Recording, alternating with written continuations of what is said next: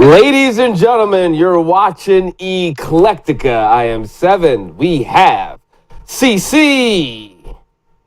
We've got Drew. And we've got the one and only Sensei Vegan, a.k.a. Charles. How you guys doing today? Looks like a shadow whenever you like cup your hands. We got like our little, I don't know if you guys can see, we have like our little squares. We look like like a low key, what's the name of that show? Hollywood Squares? Not Hollywood Squares, even though that was a close one. The Brooklyn Brady Bunch. Squares? They're like a little Brady Bunch there. Here's the story. All right. So, guys, we're back. You haven't seen us in a minute, so we're here live. And we got some topics, cool stuff, but let's do pop culture first.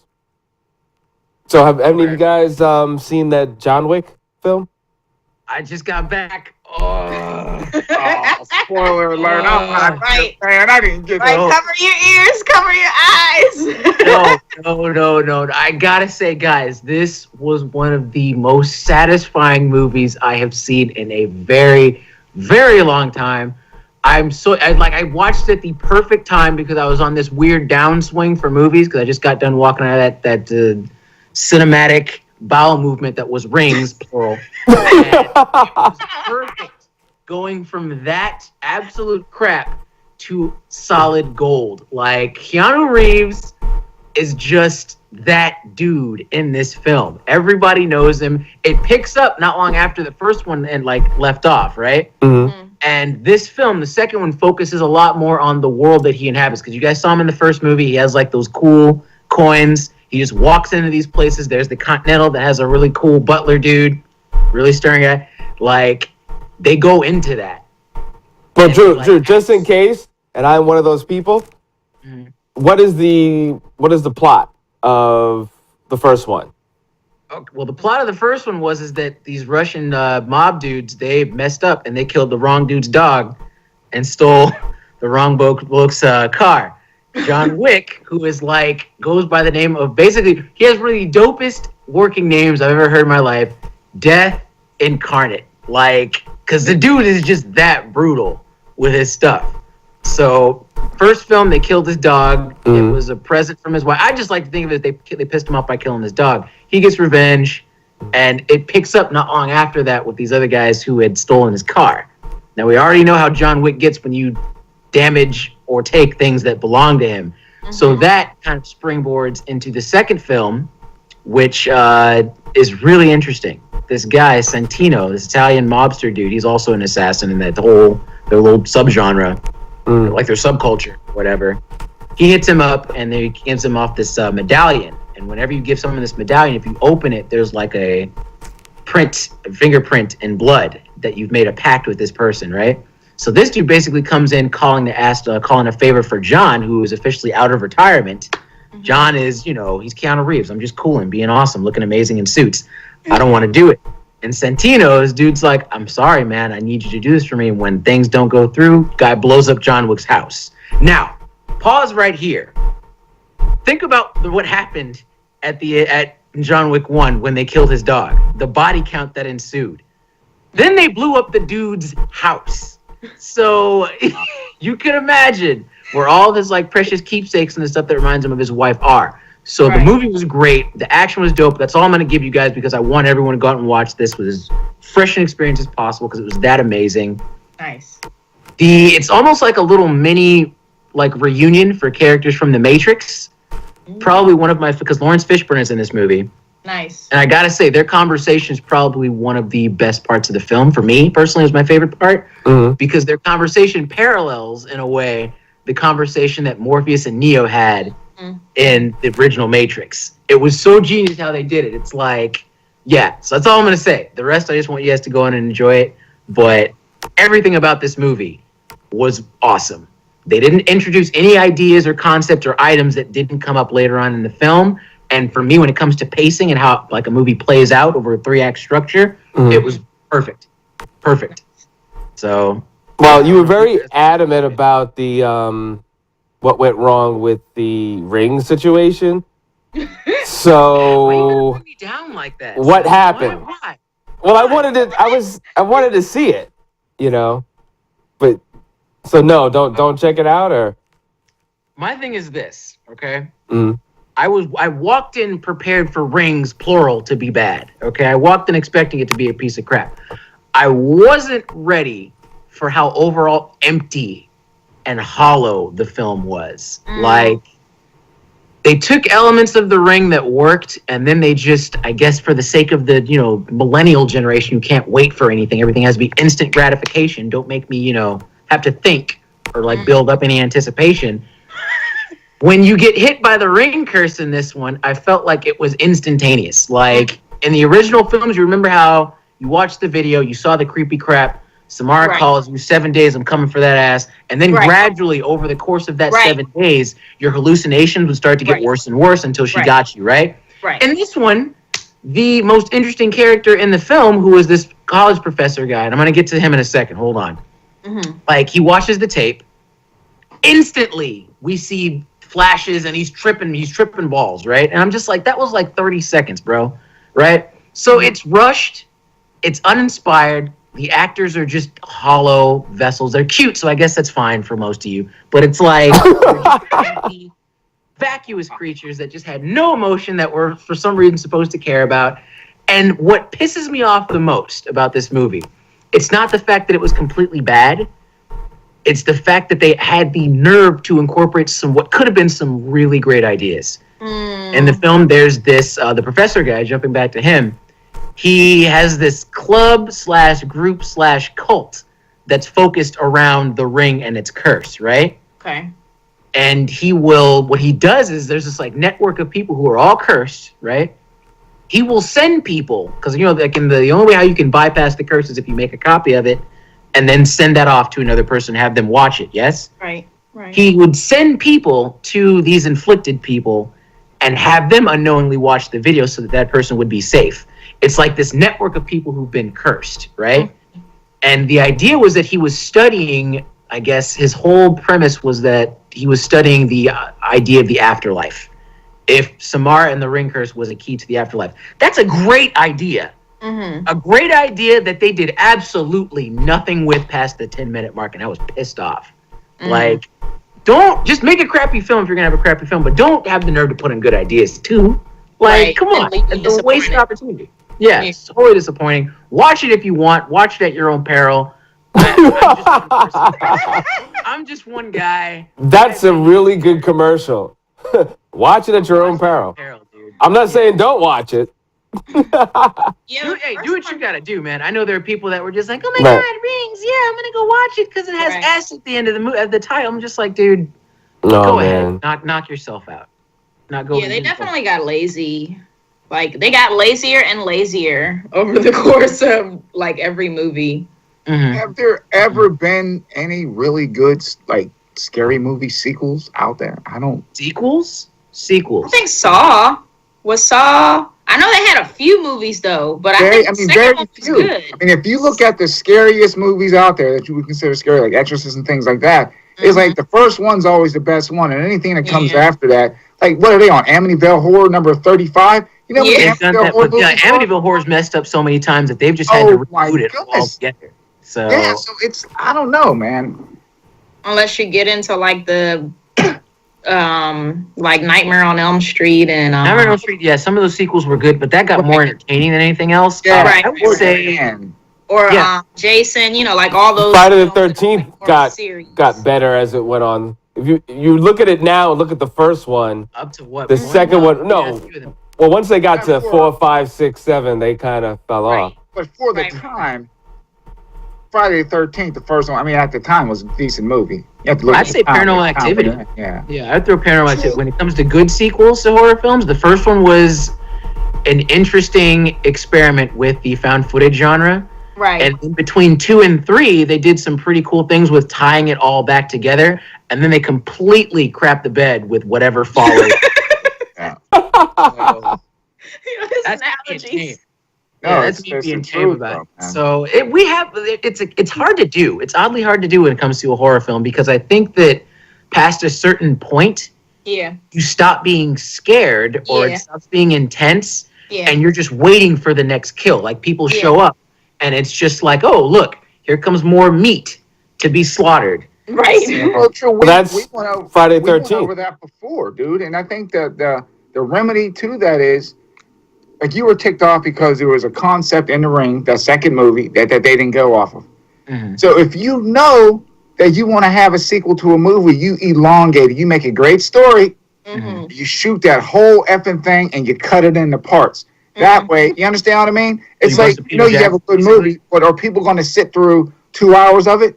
You know, Right. or just break it up. Have one Yeah. and two, and So, you have a solid movie. There's no one to end it. You understand what I mean? And know where to Yeah. If you start. could keep, so Yeah. basically you're wanting to turn a horror film into what Peter Jackson did with Lord of the Rings.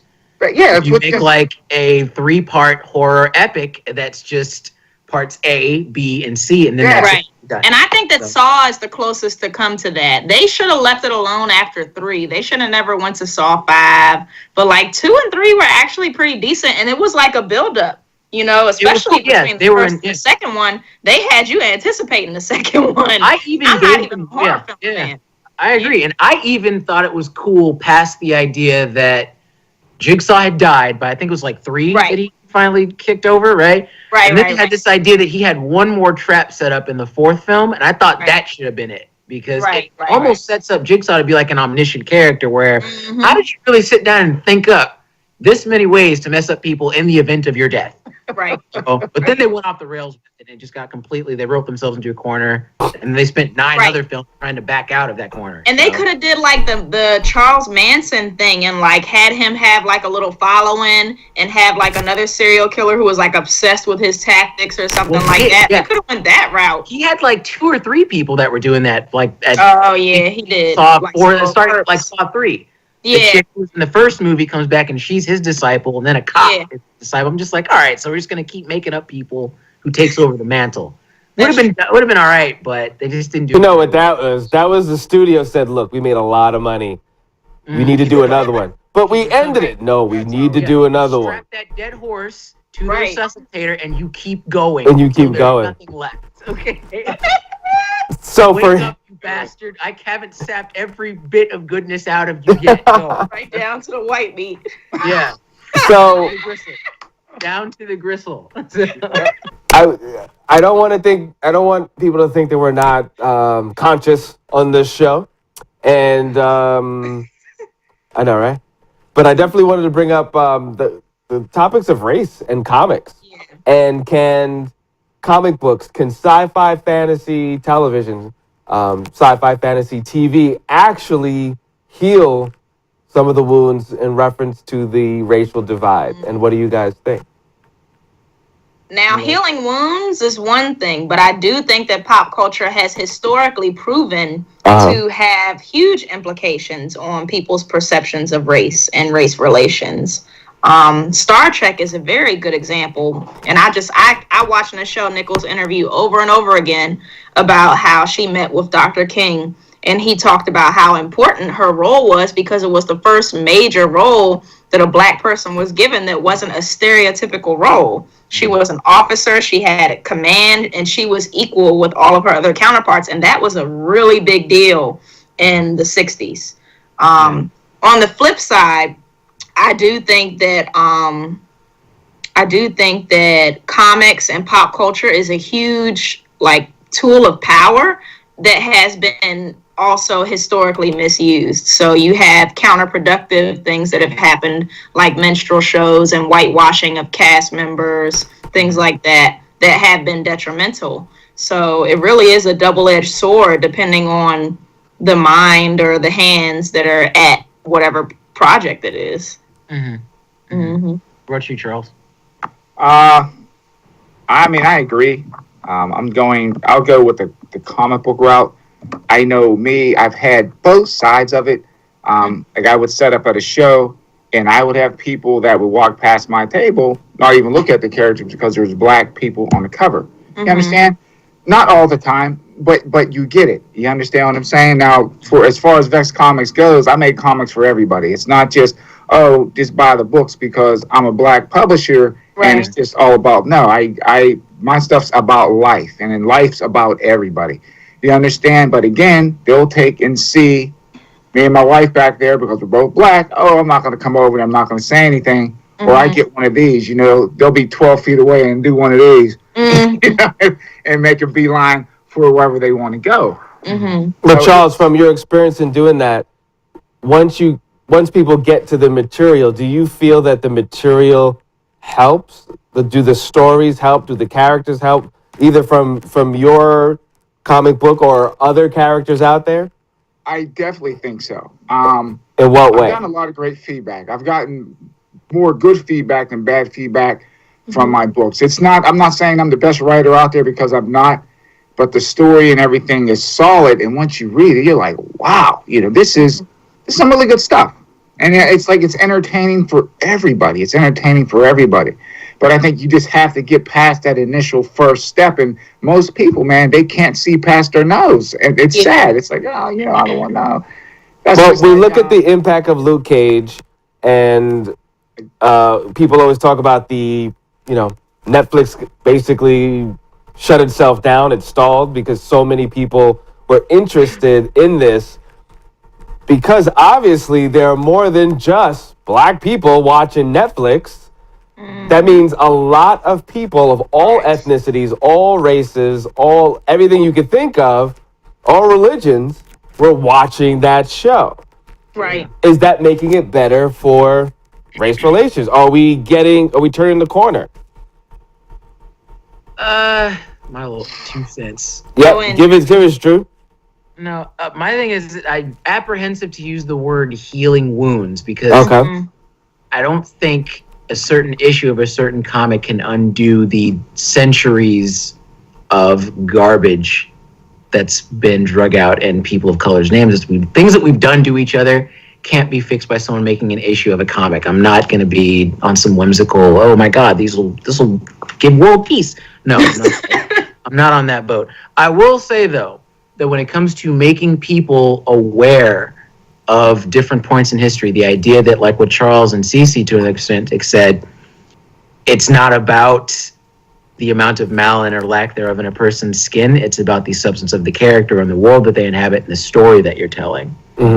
Or the art style that you're bringing to the table. Maybe people haven't seen before when it comes to using the African aesthetic, right? And the idea is it makes people more open. It's like it makes you aware that, oh my God, there are these other characters that don't look like me that are capable of doing something great.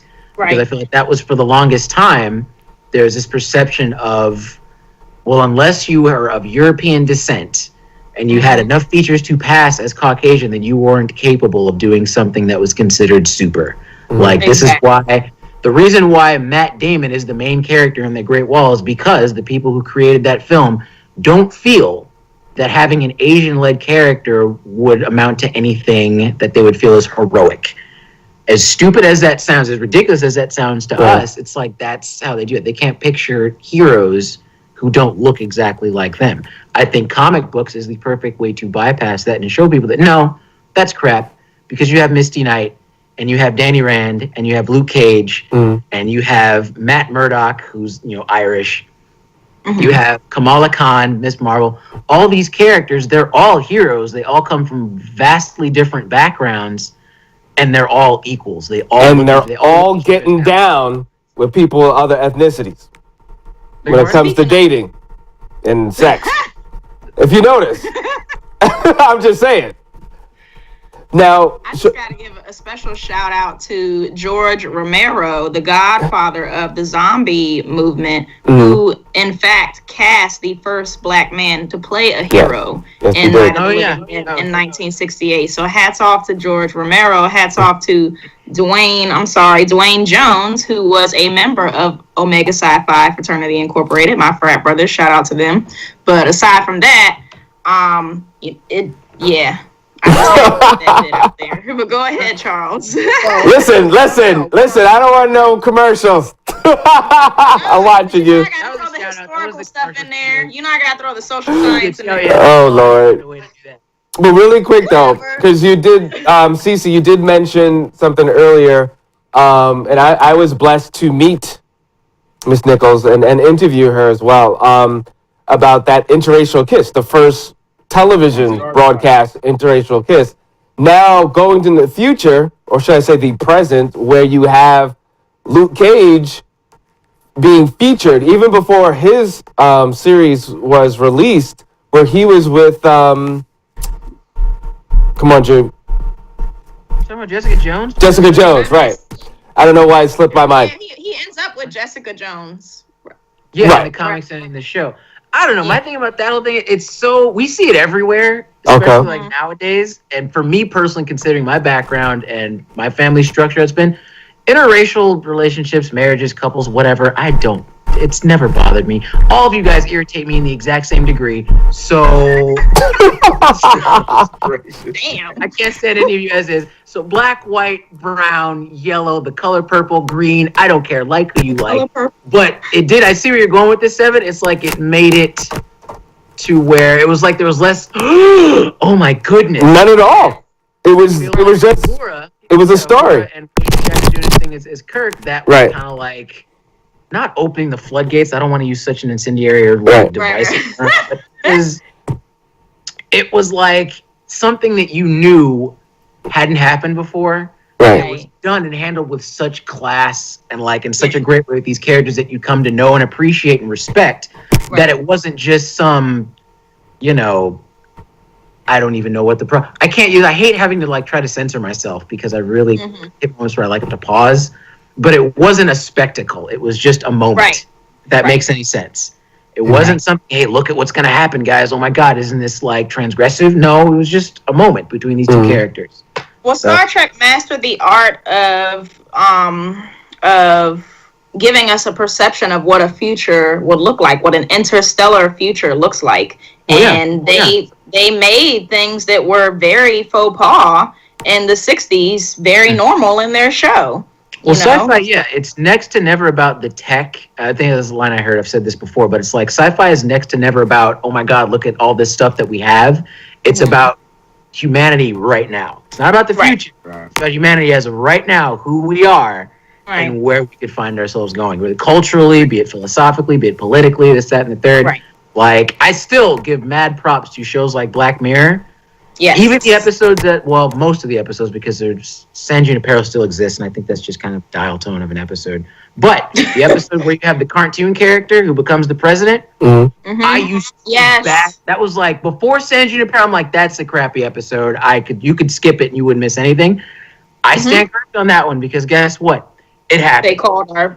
You got a cartoon character who gets elected president. I'm like, and then it happens. So I'm like, wow, I'm sorry, Black Mirror. I never should have you doubted them on that one. I take it back. I was wrong. So sci-fi is always about who we are right now and where we're going to end up. That's true. What makes it so awesome, in my opinion. Are you guys looking forward for Black Panther? Not just because of the comic book, but the impact that might have? Definitely. Can I say something? And why is that?